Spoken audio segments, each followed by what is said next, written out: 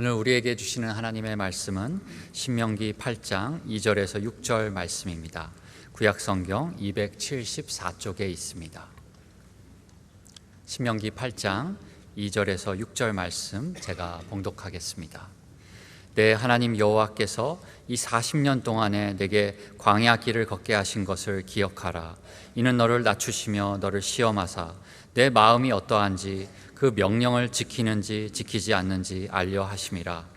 너를 낮추시며 너를 줄이게 하시며 또 너도 알지 못하며 내 조상들도 알지 못하던 만나를 내게 먹이신 것은 사람이 떡으로만 사는 것이 아니요 여호와의 입에서 나오는 모든 말씀으로 사는 줄을 내가 알게 하려 하심이니라. 이 40년 동안에 내 의복이 헤어지지 아니하였고 내 발이 부르트지 아니하였느니라.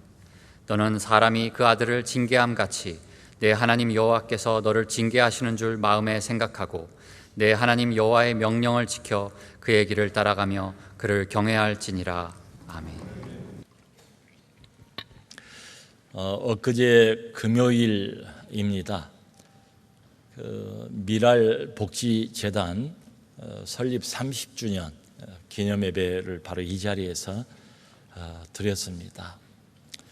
지금은 장애인 복지 정책이 참 많이 좋아졌습니다. 하지만 30년 전 1993년 그 당시에는 가장 소외당하고 또 가장 어려움을 겪고 있는 이유, 바로 그분들이 장애를 가진 분들이었습니다.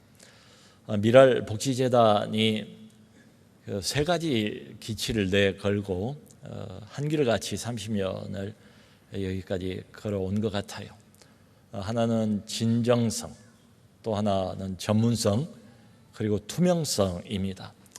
참 과하다 싶을 정도로 투명하게 운영을 하려고 애를 써왔고, 이게 인정을 받아서 참 많은 사람들이 후원자가 되어 주셨습니다. 그래서 우리나라에서 이제는 장애인 복지에 관해서는 대표적인 재단이 되었고 아주 좋은 모델을 보이고 있는 그런 귀한 NGO로 성장을 하게 되었습니다. 최근 몇 년 동안에는 장애인 재활 복지 사업, 그러니까 장애인들에게 직업을 주는 겁니다. 그걸 위해서 굿윌 스토어라는 걸 열었습니다. 여러분들이 그게 집안에서 안 쓰시는 이런 물건이나 옷가지나 이런 거 있으면 가지고 와서 여기 밑에 있는 수거함에다가 넣어주시잖아요. 그게 바로 큰 굿윌 스토어의 자산입니다. 그걸 가지고 이제 그걸 판매를 해서 그 얻은 수익금을 가지고 장애인들 고용을 합니다. 일자리를 줍니다. 이런 굿윌 스토어가 벌써 전국에 20개 이상이 세워졌고 고용한 장애인들만 해도 약 330명 정도가 돼요. 참 얼마나 감사한 일인지 모르겠습니다. 그날 예배 전체 분위기는 참 그래서 우리가 잘했다, 참 우리가 대단하다 스스로 볼 때 전혀 그런 분위기가 아니고 그 반대였습니다. 기도도 그렇고 설교도 그렇고 하나님이 하신 일이다. 이게 다 우리가 한 게 아니다. 하나님이 앞장서셨다. 그러므로 우리는 오히려 이렇게 귀한 일에 쓰임을 받은 것을 감사하자는 그 감사를 강조하는 분위기였습니다. 지금까지 30년 동안 이 미랄복지재단을 도운 개인 후원자들도 참 많고 또 이런저런 단체들도 있고 교회도 있고 그래요. 그중에 이제 한 교회가 우리 남솔은혜 교회입니다. 그래서 그날 참 남솔은혜 교회에 감사합니다 하고 공로패를 주셔서 제가 받긴 했습니다. 근데 제가 받는 게 아니고 사실은 저는 이제 뭐 교회 대표라고 받은 것이고 사실 여기 앉아 계신 우리 성도님들 모두가 다 그 상을 받아서 마땅한 그런 분들입니다. 이제 우리 남솔은혜 교회의 어떤 특징이 있다면 그래서 장애인과 함께 예배하는 교회, 그리고 그것 때문에 좀 불편하게 삽시다, 이 두 가지가 아닌가 싶어요. 아시다시피 여기가 예배하는 무슨 교회당 그런 장소가 아니지 않습니까? 내일이면 당장 여기가 또 우리 발달장애 아이들 뛰어노는 체육관으로 바뀌어집니다. 매주마다 의자를 이렇게 불편하게 깔고 또 치우고 이런 일을 오랜 동안 지금까지도 반복해 오고 있습니다. 그러니까 만일에 십자가를 뭐 걸어놓은 것도 아니고 여기가 일반적인 예배당 이런 공간도 아니고, 그래서 이런 것들이 불편하게 느껴진다면 아마 우리 교회에 오래 머물기는 어렵지 않을까. 그래도 이런 정신들을 좋게 생각해 주시고 그걸 받아주시고 그런 분들이 오래 남게 되고 봉사하고 또 교회와 장애인들을 위해서, 성도들을 위해서 헌신해 주시는 것이 아닌가 생각을 합니다. 그날 초대 이사장이셨던 손봉호 박사께서 설교를 해 주셨어요. 이분이 한 10년 정도 처음에 미랄 복지재단 이사장 역할을 잘 감당을 해 주셨습니다. 근데 그분이 설교 중에 어떤 말씀을 하시는가 하면 본인이 지금까지 한 30여 개 정도 단체 이사장직을 맡아봤대요. 근데 그 중에서 가장 보람되고 가장 의미가 있었던 것은 바로 미랄 복지재단 이사장이었다, 이런 말씀을 하세요. 그러면서 하신 말씀이 미랄 복지재단에서 내가 장애인들을 도우면서 마치 내가 고급 인간이 된 것 같은 느낌을 받았다. 고급 인력이란 말은 가끔 들어봤지만 고급 인간이란 말을 잘 사용을 하진 않잖아요. 근데 이번에 설교 내용을 이렇게 들어보니까 그게 무슨 의미인지를 이제 분명히 알겠어요. 여러분, 사람은 본능적으로 자기중심 아닙니까? 그저 자기를 위해서 대부분 살아가잖아요. 자기 배만 부르면 그뿐입니다. 그리고 물질이 있고 뭐 권력이 있고 그래도 그것을 자기를 위해서 대개 사용을 많이 하지 않습니까? 또 객관적으로 어떤 경우에는 보면은 그 사람이 이것도 있고 저것도 있고 있어요. 충분히 있는데도 불구하고 사람은 자꾸 더 가지려고 하고 더 누리려고 하고 또 더 높아지려고 하고 뭐 이런 성향을 다 가지고 있어요. 근데 이런 인간의 욕심과 본능을 극복을 하고 남을 위해서 사는 사람도 있다. 다른 사람을 위해서 기꺼이 희생하는 사람도 있고 이렇게 선한 일을 계속 꾸준히 하는 사람들도 우리 주변에 있습니다. 바로 이런 사람들이 손 박사께서 말씀하신 고급 인간입니다. 뭐 표현이 고급 인간이란 좀 낯설은 표현이지만 사실은 성경 여기저기에 많이 등장하고 있는 그런 개념이지요. 그 에베소서 2장 10절을 보면 사도 바울이 그런 말을 합니다. 하나님께서 우리를 구원하셨는데 구원하신 목적이 뭔가 하면 우리는 그리스도 예수 안에서 선한 일을 위하여 지으심을 받은 자라. 우리가 어떤 존재인가, 하나님이 왜 우리를 죄 가운데서 건져내셨는가, 그 이유가 있대요. 목적이 있대요. 구원하는 것 자체가 전부가 아니래요. 거기가 끝이 아니래요.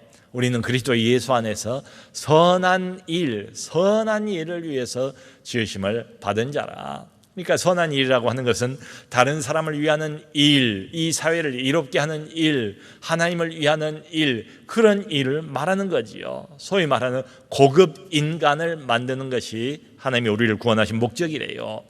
그것을 성경적인 표현으로 이제 바꾸어 본다면 이 땅에서 여전히 어두운 이 세상에서 빛과 소금의 역할을 하는 그런 사람 되기를 원하시는 거죠.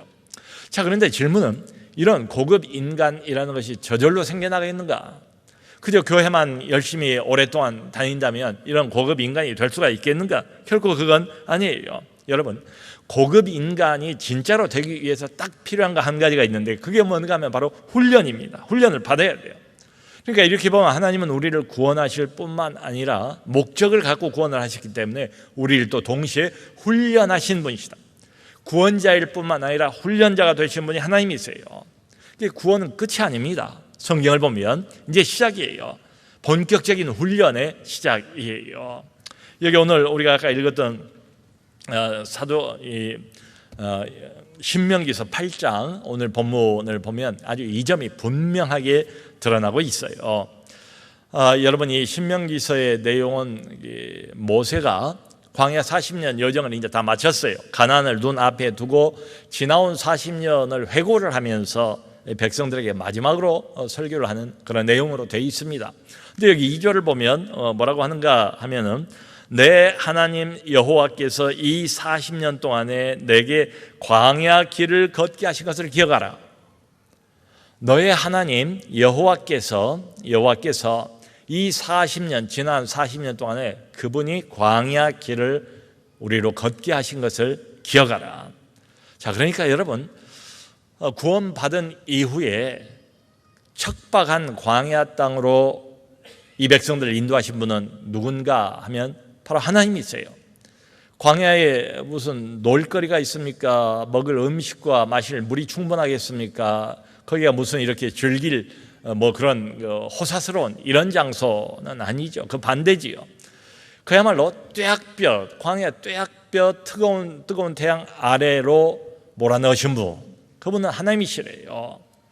아주 열악한 광야 환경, 먹을 기본적인 음식과 생필품을 늘 걱정해야 되는 장소가 광야 아니겠습니까? 근데 그쪽으로 일부러 의도적으로 인도하신 분은 바로 하나님이시래요. 그걸 잊지 말고 기억하래요.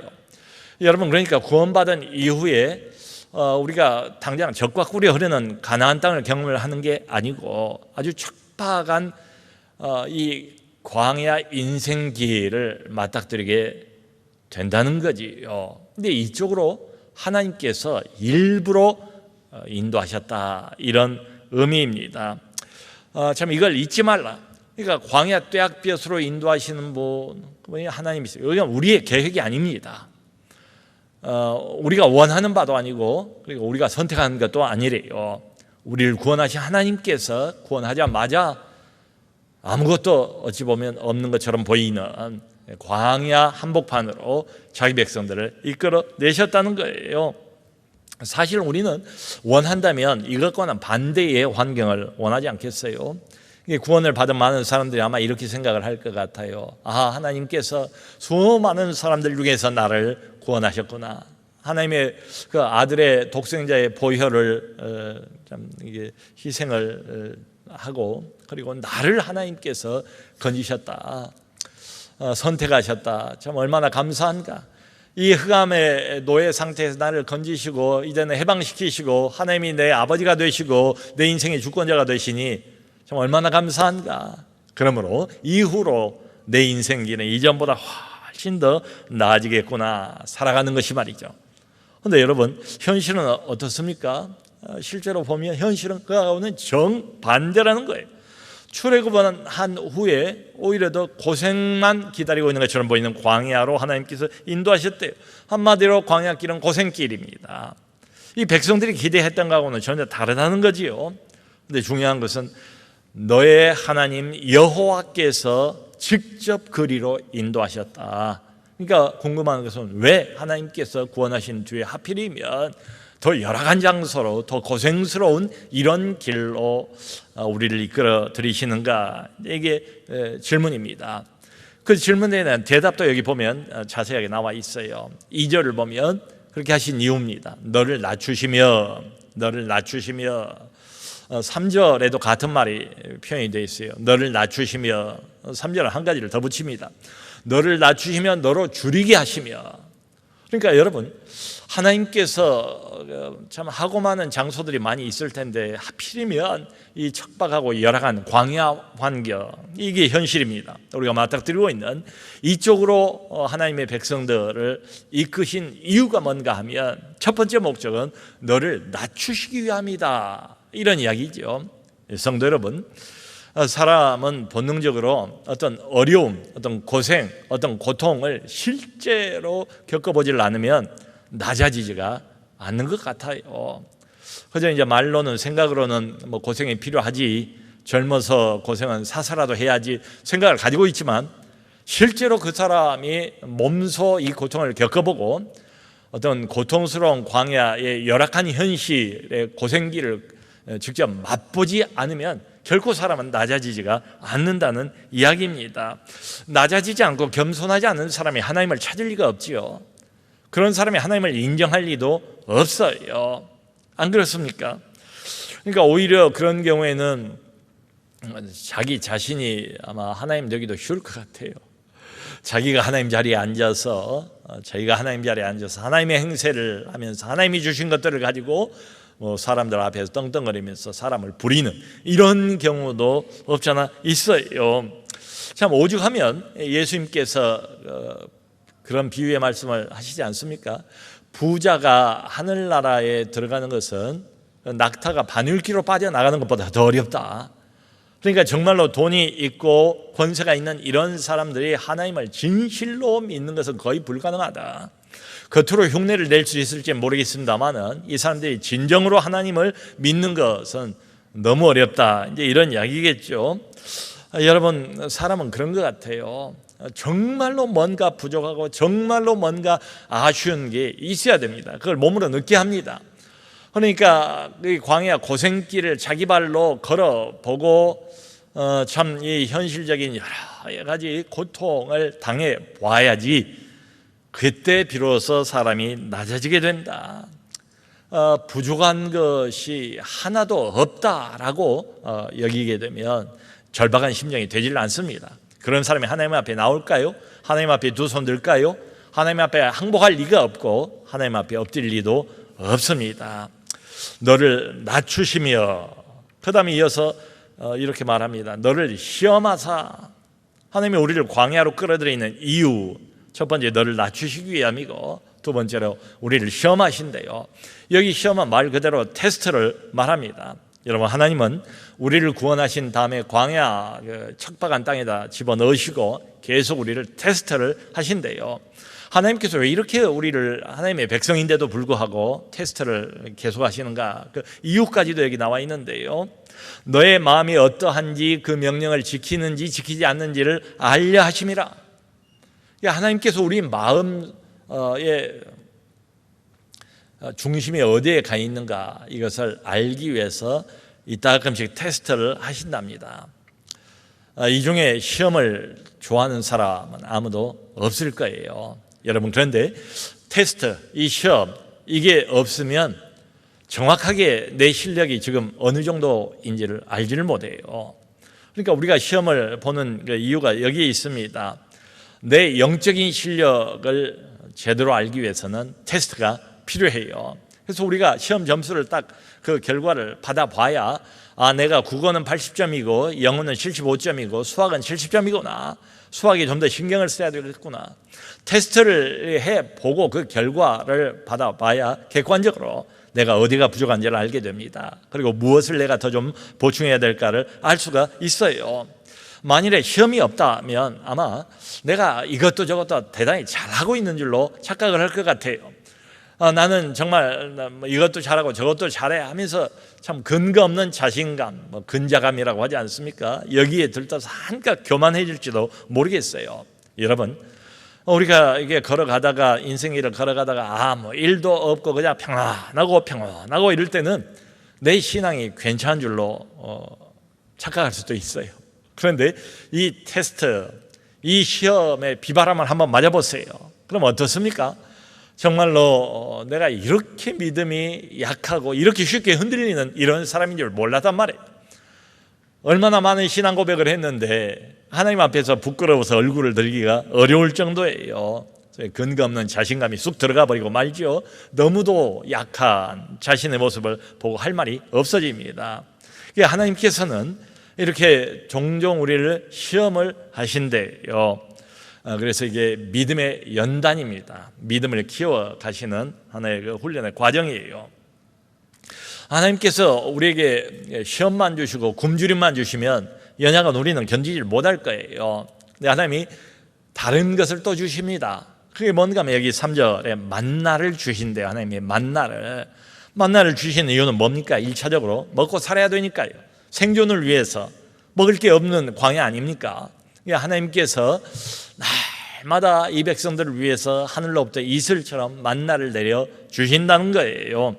여기 이제 4절을 보면 하나님이 그것만 주신 게 아니고 필요한 생필품들은 다 공급을 해 주셨다는 겁니다. 지난 40년 동안에 너의 의복이 헤어지지 않게 해주셨고 너의 발이 부르트지 않게 해주셨느니라. 하나님께서 필요하면 의복도 주시고 신발도 계속해서 공급을 해 주셨다는 말씀이지요. 여러분, 여기 장소가 광야입니다. 광야에서 무슨 농사를 지을 수 있겠습니까? 농사를 짓는다 그래도 이게 한두 사람이 아니잖아요. 수백만이 되는 사람들을 어떻게 다 먹입니까? 그것도 하루 이틀이 아닙니다. 매일같이 40년을 불가능하죠.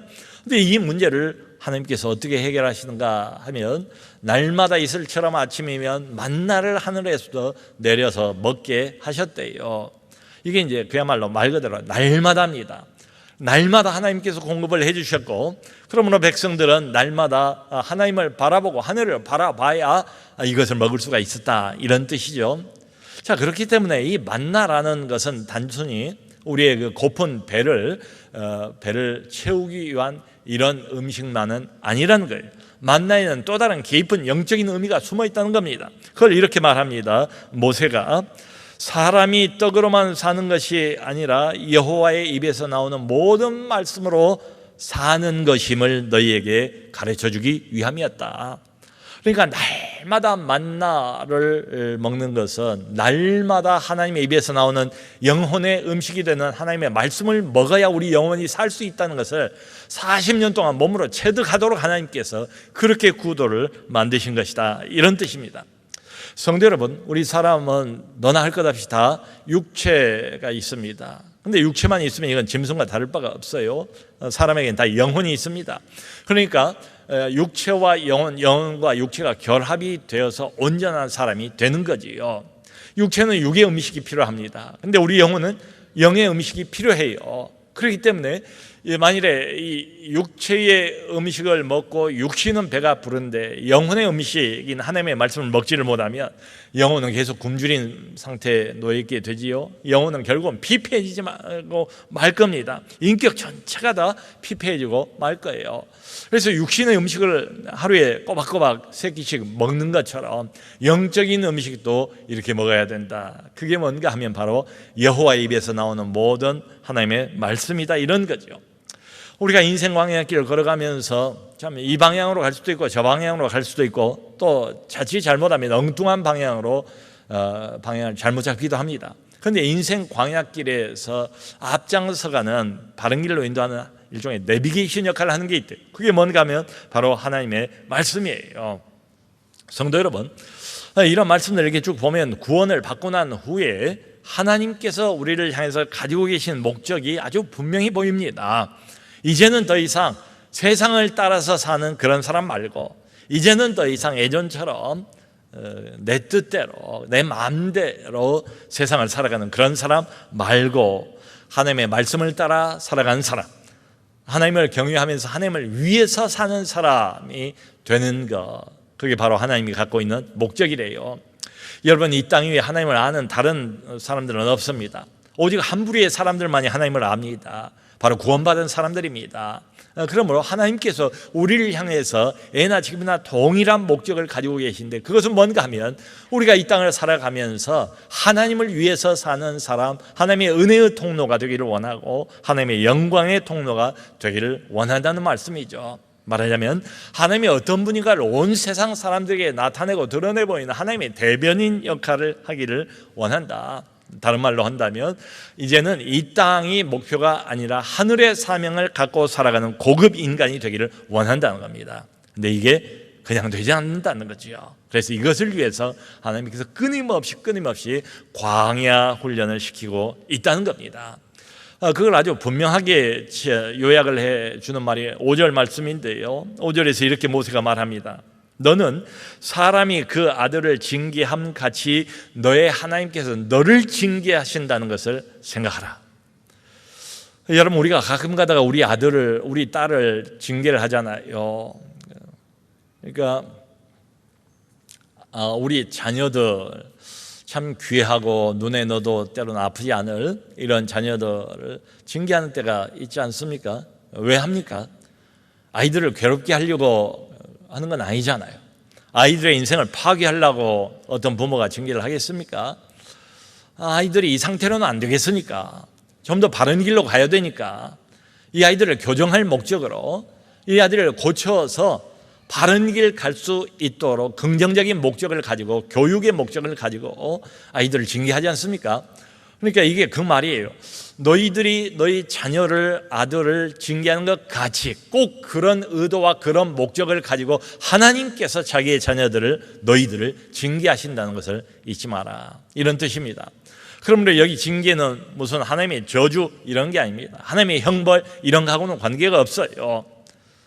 그래서 이 징계는 한마디로 훈련입니다. 하나님께서 우리가 딸을 훈련시키는 것처럼 하나님께서도 자기 자녀들을 훈련시킨다는 거예요.